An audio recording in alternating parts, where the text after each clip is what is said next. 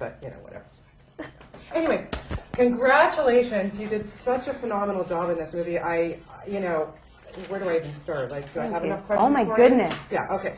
So, I don't know research yet. You were just fantastic. And let's just start. I mean, far cry from the Smallville part. I mean, was this something that you were just determined to, you know, show your acting chops somewhere in a different vein? I always suspected that I was pretty decent at what I did, and I struggled a lot on Smallville from the beginning, like from season 1, and I couldn't wrap my brain around it in the sense that, like, there was a character and there wasn't a lot of consistency, and I was really inexperienced. So I was looking at this character going, okay, how do I make this work? It isn't written that it works. And I realized that, like, and I'd play it and I was inconsistent, I didn't know what I was doing, and I'd play it without realizing that it was my responsibility to make this character work. It was my responsibility to show the writers the way to write the character, which is like sort of what Alice and Mac taught me in a lot of ways. So I set it up in Smallville from the very beginning that I had an inconsistent character, and it continued that way because that's the way that it happened. So something like this, like Partition, having the opportunity, and I mean, acting isn't, it's something that I love to do right now, but I don't know if it's like my thing. Because some people are like, acting, I must do it, and if I don't, I'm going to die. And I never had that feeling. But I knew that there were stories that I wanted to tell and things that mattered to me. And when I watch film, I want to be moved and challenged, and I want to question my life and like cry and laugh and all that stuff. And this was a script that did that. Like, I remember sitting there, and I loved reading it because I think I enjoy weeping.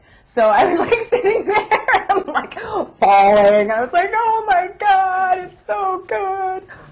And just because of all of that, I feel like this was so important to me in that way. And I worked hard, and I mean, Vic's a really interesting guy, and this is his story, and like there's a responsibility there too, and Jimmy's a talented actor, a goof, so funny, but he's such a talented actor, and he gave a great performance, and Nev's lovely, so there's like this whole system in place. Well, yeah, let's talk about the work you did, because, okay, well, first of all, I mean, let's, you know, call a spade a spade. You're not of Indian descent, so you look at this and you're like, yeah, I have a responsibility to Vic, but I have a bigger responsibility to the women that I'm playing, you know, the women that I'm playing. Tell me a little bit about the preparation that you did for this to make her so real. I honestly believed that you were, you know, you were a Muslim. I honestly did. You were fantastic. Vic kind of hired this woman. I think she kind of volunteered.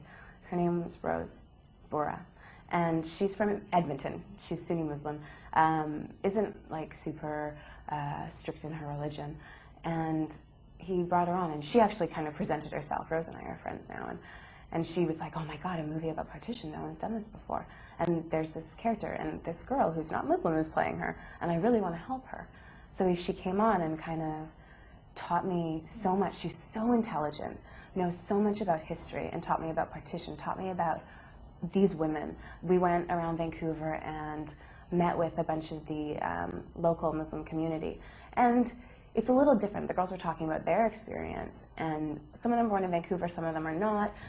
But having your parents born in Pakistan and then them coming to Canada, it even becomes more strict because you're holding on to your culture. You don't want to lose it. And in the West, you know, it's pretty easy to like. So they were talking about themselves, and I learned a lot from them. We also watched a ton of movies and practiced like the little things, you know, like all of the brooming and the way that one would walk, and all of the water stuff, like when you get your water jug and the way you hold it, the way you communicate if you're covering your face, the way you like, because they're expressive, these women. They can communicate. And how do you do that if you can't use everything that we use? And it's amazing. And like, how does flirtation work? How do you do those things without being overt? I don't know, I learned a lot. It was wonderful. And the accent too.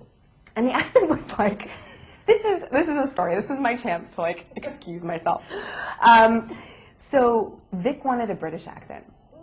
So Jonathan and I, who is our dialect coach, who's awesome, we worked a British accent until 2 days before shooting, because Vic wanted to have something that was international that people would be able to like get, and he didn't want like a sing-songy Indian accent. Jimmy came in, and he had his Indian accent. And he was like, I am not doing a British accent. Like, this is true to, like, and he was totally dead on, like, totally right. So I switched mine. So Rose helped me, and Jonathan, and we watched movies and, like, Monsoon Wedding, stuff like that, where they're British Indian, because she, Naseem is from Delhi, so she is well educated. She's from a moderate family, so she's educated in British schools, so she'd have a British Indian accent. And it was like, and so we looped so much of it, because when I started, I had a really light Indian, strong British, and then when we went to India, I picked up the Indian accent, so it was way more Indian. And so we kind of like tried to balance it out, because in certain parts I was like, really, like I was very, and we had to like tone it down. But the girl who played Naseem's friend, I can't remember the actress's name, she's so great, so natural. Her accent was beautiful, and I kind of tried to emulate her accent. Well, you did a good job, Thank I have you. to say. Okay, let's talk a little bit about Jimmy, because, you know, I was just saying to Vic, I mean, you know, you get on set, and, you know, you've been working with Tom Welling all these years. Yeah. Like, how do you know when you get on set you're going to have chemistry with somebody? Oh, you never know about chemistry. Chemistry is like, I'm starting to realize it's like, you can fake it. Like, but sometimes there's a person that you look in their eyes and you're doing a scene and it like clicks. And I haven't had that happen very often. With Jimmy, because our stuff was so intense, and both characters, they don't quite look at each other all the time, and they start to more and more as the thing goes on, but they're both very reserved. She's less so than he is, because she starts to, like, once she opens up, she's like, woo! So it was like an interesting thing. And a lot of the film, they spend apart, and then they come back together. So we, like, I don't know, it's like, how do you make that, and there's a lot of things you can play. So Jimmy and I kind of just, I think, we made it work, but we, like, played with it. Jimmy's funny. He's a really funny guy. We'd be doing emotional scenes, like, I cry through most of the movie, and he just cracked jokes on the side, you know? Like, it's about finding the balance. Yeah. Heartbreaking stuff. I mean, I'm watching this movie going, no. Like, again, I'm the same with you. I will bawl at, you know, Bugs Bunny commercials. Like, I'm like, exactly the same way. Yeah. Very, very emotional. And I was bawling this film, because it's just more for the fact that they can't get together. Why? You know, it's so heartbreaking. And it just, you know, just being an actor and being in this film, you had to kind of step out and look at the characters and feel the emotion of what, you know, I mean, it's such a universal story. Things like this still happen today. Yeah, all the time. I mean, if we look at a lot of our conflict in the world, I mean, it's all really religion-based. So we're creating judgments on our religions.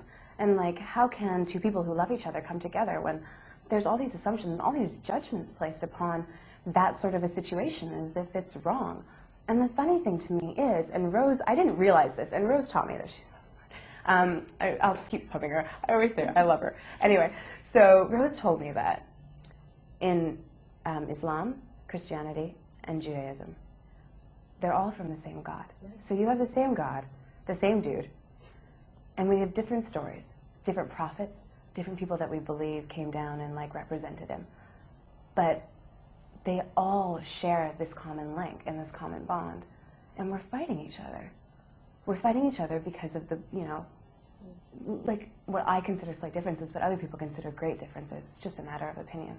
And there's this being that apparently teaches, like, love and kindness and, like, understanding and acceptance. And we don't do that. We choose to, like, create enemies and fight them. Just unbelievable. I really do hope people get something out of this film. I do too. I really do. Because even if it's a little bit, even if it's, like, just a question to oneself, like, about the way that the way I'm living my own life, and how I can change that to be more compassionate. It's pretty amazing. Yeah. You also got sick on set, didn't you? Okay, so I just went to India again. In the north of India, when I was in Nepal, it happened too. I am allergic to something in the food there. I don't know what it is. I can eat all Indian food in North America. When I go to India, there's something in the north. So I have an allergic reaction, and we have limited time with me. They gave me a couple weeks off Smallville, so I was like, oh my God. Went to the hospital. It wasn't terrible, but I get really big hives, and I become a bit of a mess. So it happened again when I was in India last. But it's like you just get a shot, you get some steroids, and then and then you're fine. Good to go. As if you didn't have enough challenges to face on this set. Oh my goodness. But I didn't get sick because a lot of the crew, I mean, they're there for a long time with the food. You know, a lot of people are out for at least a day with, you know. Yeah, we get it. We got the picture. I could go into further detail. No problem. Just go for it. Okay, we got to talk about Smallville, of course, because, you know, who the heck doesn't watch it? Oh, it's just unbelievable. How many years now? What, 6? Holy crap. Yeah. You know, I can't even imagine that these people haven't become your family. You know, it's so great. Allison Mack is a really great friend of mine. We're really close, and I adore her and respect her so much. I'm not as close with the boys, but I love being around them, and they're like, I mean, we really like each other, all of us, which is such a fantastic feeling to be on set with these people who are really supportive and kind, and our crew's like magnificent. So how have you managed to stay so grounded? I mean, you know, I know that you shoot in Vancouver, so I'm sure that helps a lot. But, you know, life has obviously changed for you over the last 6 years. So, but how do you manage, you know, how has it? And how do you keep yourself together? I don't know if I'm together. I think that for the beginning part, I was in denial. So I just denied the fact that there were things happening in the world to me and around me that were actually happening. Like people coming up to me and talking to me, or like, you know, magazines or whatever, seeing myself on a magazine rack. Like I was just like, whatever, it doesn't exist, don't see it, la la la la la la la. And I'm only starting to recently really accept the position that I'm in and understand that there's like, there's a certain power in it, a certain responsibility, and there's a certain challenge. And it's somewhat of a risk. So it's like, I really am looking at the things that I want in my life. And what I want doesn't involve like being in party situations all the time, doesn't involve being around people who don't want to have a real conversation with me. Like I want to actually live my life and like get into things and communicate and learn and grow as a human being and grow my potential. So to just surround myself with people who don't want to do that isn't something I'm interested in, and Hollywood allows for that. Yeah. If you want to live your life without really looking at things, it's a good way to do it if you want to. It's also a really great opportunity to like learn and grow. Like a lot of actors out there, I mean, especially in the roles that they choose and then the challenges they go through and what they choose to do with it. I mean, I know you recently did the photo shoot for Canada, and the pictures are stunning. And have you thought about doing that kind of thing, more modeling, or it's just more fun for you to do it once in a blue moon? It's really an odd thing, modeling. It's kind of like you just stand there and pose, and it can be a lot of fun, but it is strange. Like and as I go further along, I find it more and more odd because it's not necessarily me fully. Because I'm not wearing my clothes, I'm not wearing like what I wear, my hair isn't done the way I do it, like it's kind of somebody else. And it's not acting because there's no character. So it's kind of like a weird environment. This isn't something that I necessarily want to do. Have you thought past Smallville what kind of things you'd like to do? Is it like stage? I know when you were in high school you used to do that. Well, at this point I'm really looking at, do I like being famous? What is it about being famous that's good? What is it about it that's being bad?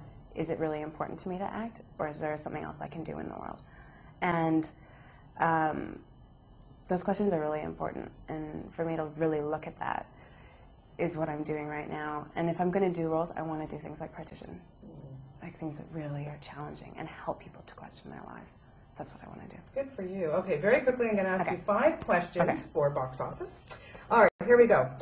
What are some of your favorite things in your iPod right now? What do you like to listen to? Oh, goodness. I haven't been listening to my music a lot lately.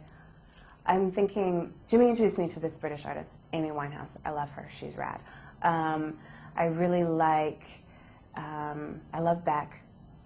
Who else? Crap, I'm so bad at these questions. It's okay, we'll move on to the next one. Your favorite comfort food? Oh, I really like lasagna right now. I got back from India, I was really skinny, so I've been eating a lot of lasagna. I made a wicked one the other day. Really? It was in the craft cookbook. Oh my God, my kids made it, loved it. Okay, this is a hard one. Who's your favorite superhero? Who's my favorite superhero? I always liked Storm, because she could control the weather. Superman's okay. What can't you leave the house without? My chapstick and a book. Any particular book? Well, a journal would be good, but No, not any particular book. Okay. And your first Hollywood crush? Oh, that's a bad one for me. I didn't really have a Hollywood crush. Good answer. Hey, it works. It's fine. Okay. It's so perfect. lovely to meet you. Thank you. And best of luck with this. It really. I'm hoping it'll it'll be be watching okay. it. Too bad that we can't have a sequel and kind of rewind the end of it. I know. But if it didn't